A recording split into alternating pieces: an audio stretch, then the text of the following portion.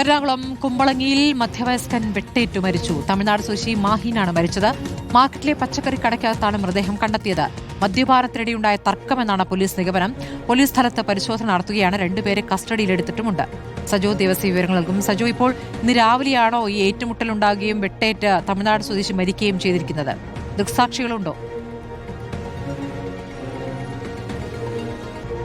സ്മൃതി, ഇന്ന് രാവിലെയാണ് പച്ചക്കറിക്കടയ്ക്കുള്ളിൽ മൃതദേഹം കണ്ടെത്തിയത്.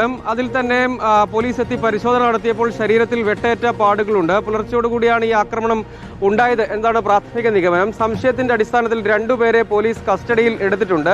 ഇദ്ദേഹം ഈ മാർക്കറ്റിൽ തന്നെ നാളുകളായി ജോലി ചെയ്യുന്ന തമിഴ്നാട് സ്വദേശിയാണ്. അവിടെ തന്നെ ഏതാണ്ട് 10 വർഷത്തിലധികമായി ഈ മേഖല കേന്ദ്രീകരിച്ച് തന്നെ തൊഴിൽ ചെയ്യുന്ന ആളാണ് എന്നാണ് നമ്മൾ മനസ്സിലാക്കുന്നത്. അവിടെയുള്ള ആളുകളെല്ലാം അറിയാം.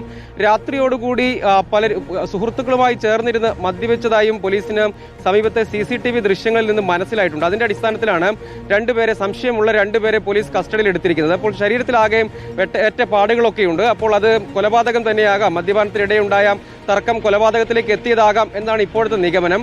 അത് ഉറപ്പിക്കുന്നതിന് വേണ്ടിയുള്ള വിശദമായ പരിശോധനയിലേക്ക് കടക്കണം എന്നുകൂടി പോലീസ് പറയുന്നുണ്ട്. അതിദാരുണമായ സംഭവമാണ് കുമ്പളങ്ങിയിൽ നടന്നത്.